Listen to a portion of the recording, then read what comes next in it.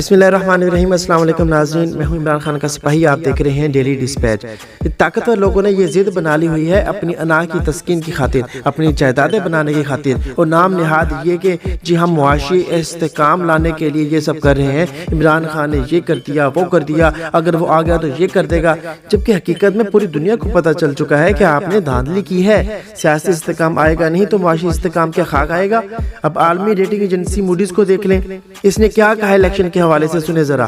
عالمی rating agency Moody's نے پاکستان کے انتخابات کو انتہائی متنازع قرار دیتے ہوئے کہا ہے کہ مشکل اصلاحات کے لیے نئی مخلوط حکومت کا انتخابی مینڈیٹ زیادہ مضبوط نہیں۔ عالمی ریٹنگ ایجنسی موڈیز نے پاکستان کی سیاسی اور معاشی صورتحال کو انتہائی متنازع قرار دیتے ہوئے کہا ہے کہ نئی مخلوط حکومت کے لیے غیر یقینی صورتحال برقرار رہے گی، جبکہ مشکل اصلاحات کے لیے نئی مخلوط حکومت کا مینڈیٹ مضبوط نہیں ہے۔ موڈیز نے پاکستانی معیشت پر رپورٹ میں پاکستانی معیشت کو کریڈٹ ریٹنگ پر مستحکم آؤٹ لک اور طویل مدتی CAA3 ریٹنگ پر برقرار رکھا، اور کہا کہ پاکستان کو بیرونی مالی ضروریات کا سامنا ہے اور زر مبادلہ ذخائر ناکافی ہیں۔ پاکستانی معیشت کو قلیل وسعت مدت کے دوران انتہائی بلند مالی خطرات درپیش ہیں۔ موڈیز نے کہا کہ ملک کا کریڈٹ پروفائل حکومت کے بہت زیادہ نقدیت اور بیرونی کمزوری کے خطرات کی عکاسی کرتا ہے۔ اس کے علاوہ انہوں نے کہا کہ پاکستان میں بننے والی نئی مخلوط حکومت کے پاس مینڈیٹ بظاہر ناکافی نظر آتا ہے۔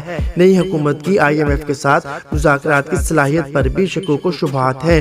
موڈیز نے کہا کہ پاکستان کا IMF کے ساتھ موجودہ پروگرام اپریل میں ختم ہو رہا ہے، پاکستان کو عالمی ادائیگیوں میں مشکلات کا سامنا رہے گا۔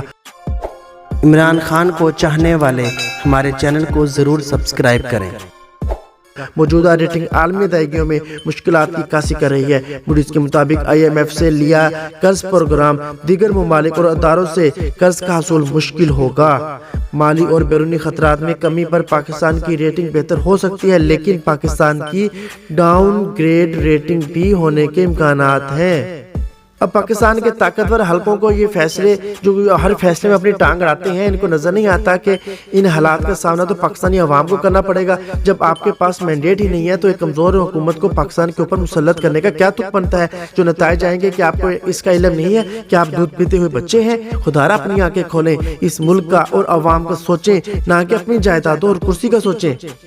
جو حکومت بنا مینڈیٹ کے چوری کر کے زبردستی حکومت بنائے گی تو آپ کسی بھی ادارے سے، چاہے وہ IMF ہو یا کوئی اور، اس سے بارگننگ نہیں کر سکتے۔ آپ کمزور ہوتے ہیں، آپ اپنے مطالبات نہیں منوا سکتے کیونکہ عوام آپ کے ساتھ نہیں ہوتی۔ اب عمران خان نے ہفتے والے دن احتجاج کی کال دے دی ہے اور گرینڈ الائنس بھی بننے جا رہا ہے ماں سوائے 3 جماعتوں کے، یہ جو نون لیگ ہے، پیپلز پارٹی اور MK، کیونکہ یہ تینوں جماعتیں دھاندلی کی بینیفیشری ہیں۔ PTI کے ساتھ باقی بھی تمام جماعتیں دھاندلی کے ثبوت رکھتے ہوئے اس الائنس کا حصہ بن رہے ہیں۔ GDA، جماعت اسلامی اور JUIF نے انتخابی نتائج کو مسترد کرتے ہوئے اپنا احتجاجی دائرہ کار کو وسیع کرنے کا اعلان کر دیا ہے۔ کراچی پریس کلب کے باہر تمام انتخابات میں مبینہ دھاندلی کے خلاف احتجاج کرتے ہوئے GDA کے جنرل سیکرٹری اختر عباسی نے کہا کہ 10 رکنی کمیٹی بنائی گئی ہے جو کہ آئندہ کے لائحہ عمل کا تعین کرے گی۔ موجودہ حکومت کو ہم چلنے نہیں دیں گے۔ کراچی جماعت اسلامی کے نائب امیر نے کہا ہے کہ 8 فروری کو لوگوں نے پرامن انقلاب برپا کیا، ملک طاقتوروں کی مرضی سے نہیں، آئین کے مطابق چلے گا۔ JUIF اور GDA اور جماعت اسلامی کے کارکنان اور قائدین نے اس میں شرکت کی اور اسے اب بڑھا رہے ہیں، اس کا دائرہ کار بھی۔ اب دوسری بڑی خبر دیکھتے ہیں۔ پہلے مصطفیٰ کمال صاحب کی آڈیو لیک ہوئی جس میں وہ کہہ رہے ہیں کہ پیپل پارٹی نون لیگ کو کہہ رہی تھی کہ ہم کو MKM کی ضرورت نہیں ہے، اور اگر آپ کا مینڈیٹ 60% چوری کا ہے اور ہمارا بھی 60% چوری کا ہے تو MKM کا 100% چوری کا مینڈیٹ ہے۔ بعد میں مصطفیٰ کمال نے اس آڈیو کی تصدیق بھی کر دی کہ واقعی یہ آڈیو ہماری رابطہ کمیٹی کی ہے۔ ہم میٹنگ کرنے جب وہاں پہ گئے تو ایسا لگتا ہے کہ جب ہم جو ہے کمرہ کھول کر گھس گئے بس کمرے میں، جب آپ نظر آ جاتے ہیں کمرے میں تو بولا تھا بھائی جو بیٹھ بھی جاؤ، تو کوئی موڈ نہیں تھا ہم سے میٹنگ کرنے کا۔ انہوں نے کہا کہ آپ کے بعد ابھی دوبارہ ہمیں پیپلز پارٹی والوں سے ملنا ہے۔ ہم نے پوچھا بھائی کیا طے ہوا آپ کا پیپلز پارٹی سے؟ انہوں نے کہا سب چیزیں کانفیڈینشیل ہیں ہمارے لکھ کے بھاگ ہوئی ان سے۔ 2 چیزیں آپ کو بتا دیتے ہیں کانفیڈینشیل ہونے کے باوجود۔ ایک یہ کہ وہ یہ کہہ رہے ہیں کہ آپ کا مینڈیٹ 100% جعلی ہے۔ دوسرا یہ بتایا کہ ہمارے نمبر پورے ہیں، پیپلز پارٹی والے کہہ رہے ہیں کہ PMLN اور پیپلز پارٹی ملا کر نمبر پورے تو اب MKM کے رہنما مصطفیٰ کمال کے بعد آئینی عہدے پر موجود گورنر سندھ کامران جسوری جو کہ MKM سے تعلق رکھتے ہیں، ان کی بھی مبینہ آڈیو لیک ہوئی ہے۔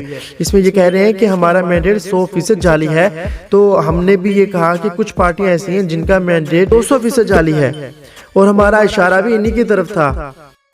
جو کچھ بھی آج مینڈیٹ کے ساتھ اشر ہوا ہے اور کوئی کہہ رہا ہے فیک ہے، کوئی کہہ رہا ہے کہ دیا ہوا ہے، اس کی وجہ بھی آپ ہی لوگ ہیں، کیونکہ ہم تو پی ٹی آئی کے ساتھ حکومت میں بیٹھے ہوئے تھے، آپ دونوں لوگ اپوزیشن میں تھے، پیپلز پارٹی اور لوگ نہیں، بلکہ آپ لوگ جیلوں میں جانے والے تھے۔ یہ تو ہم نے آگے آگے 7 ووٹ آپ کو دیے، اور اس 7 ووٹ دینے کی وجہ سے جو ہمارا ووٹ بینک تھا وہ ناراض بھی ہوا، اور اس بار کو ہمیں اس نے ووٹ بھی نہیں دیا، کیونکہ اس نے تو وہ ان حالات میں بھی جب آپ نے زبردستی سیٹیں پی ٹی آئی کو دلائی تھی، اس وقت بھی جو 7 سیٹیں ہمیں ملی تھی وہ ہمارا اپنا مینڈیٹ تھا۔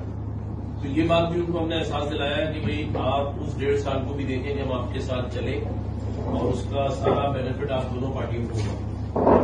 ایک وزیر اعظم بنا لیا، ایک نے فارن منسٹر بنا لیا، اور اس وقت بھی آپ کا رویہ 140A کو لے کے، ڈیلیمیٹیشن کو لے کے، یا اس ایگریمنٹ کو لے کے جس پہ سب نے سائن کیے تھے، شہباز شریف صاحب سمیت، زرداری صاحب نے، بلاول نے، لیکن اس پر منومن جو ہے عمل درآمد نہیں ہوا۔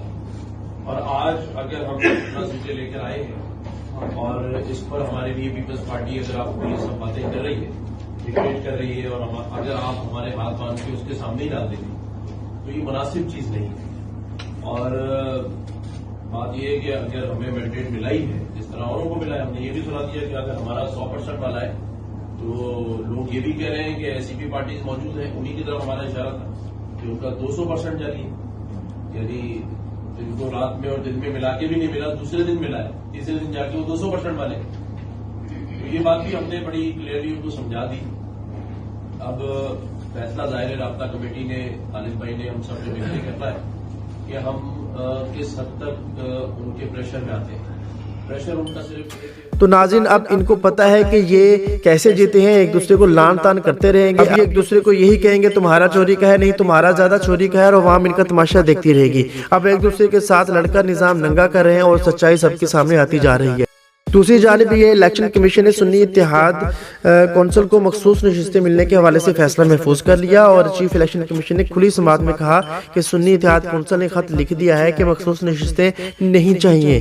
اب یہ بہت بڑی بات کی ہے چیف الیکشن کمیشن صاحب نے، یعنی کہ سنی اتحاد کے سربراہ صاحبزادہ حامد رضا صاحب نے ہمیں ایک خط لکھ دیا کہ ہم کو نشستیں چاہیے ہی نہیں۔ اب یہ تو ایسی بات ہے کہ اس سے دوڑے لگ جائیں سب کی کہ کہیں حامد رضا صاحب عمران خان کے ساتھ غداری یا دھوکہ تو نہیں دے رہے ان کو، شاید وہ کسی کے پریشر میں آگے ہوں یا دھمکیوں سے ڈر گئے ہوں، جو کہ اس وقت کی جو صورتحال ہے ہو رہا ہے، لیکن حقیقت اس کے برعکس ہے۔ صاحبزادہ حامد رضا صاحب نے ایسا کوئی خط لکھا ہی نہیں۔ اب الیکشن کمیشن جس خط کی بات کر رہا ہے ایسا کوئی خط ہے ہی نہیں کہ ہمیں نشستیں دی جائیں یا نہ دی جائیں۔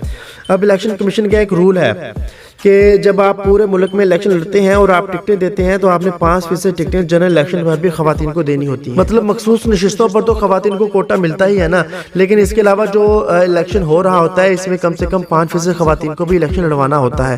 اب ساری جماعتوں کو الیکشن کمیشن ایک خط لکھتا ہوتا ہے۔ اب سنی اتحاد کونسل نے الیکشن کمیشن کو جو خط لکھا وہ الیکشن ایکٹ کے سیکشن 206 کے عمل درآمد کے حوالے سے تھا، جو ایک اور کیس میں بھی جواب کے طور پر داخل کروایا گیا تھا۔ سیکشن 206 یہ کہتا ہے کہ جنرل نشستوں پر 5% خواتین کو بطور امیدوار ٹکٹیں دی گئی ہیں یا نہیں۔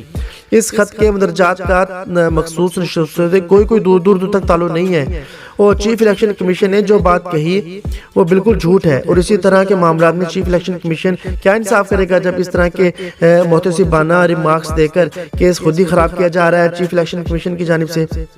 چیف الیکشن کمیشن کے سارے معاملے میں بدنیتی سے کام لے رہا ہے، اور تمام لیگل ایکسپرٹس یہی کہہ رہے ہیں کہ یہ خط تمام جماعتوں کو بھیجا گیا الیکشن کمیشن کی جانب سے۔ تو اس خط کے جواب میں سنی اتحاد کونسل نے یہ جواب دیا تھا کہ جو کہ ہمارا کوئی کینڈیڈیٹ الیکشن کے لیے کھڑا نہیں ہوا، اس وجہ سے 5% خواتین کو الیکشن لڑوانے والا معاملہ بنتا ہی نہیں، تو بات ختم ہو گئی۔ اب الیکشن کمیشن نے اس خط کو غلط رنگ دے کر اپنی بدنیتی سب پر ظاہر کر دی ہے۔ اب تک اتنا ہی، اپنا خیال رکھیے گا۔ اللہ عمران خان کا حامی و ناصر ہو۔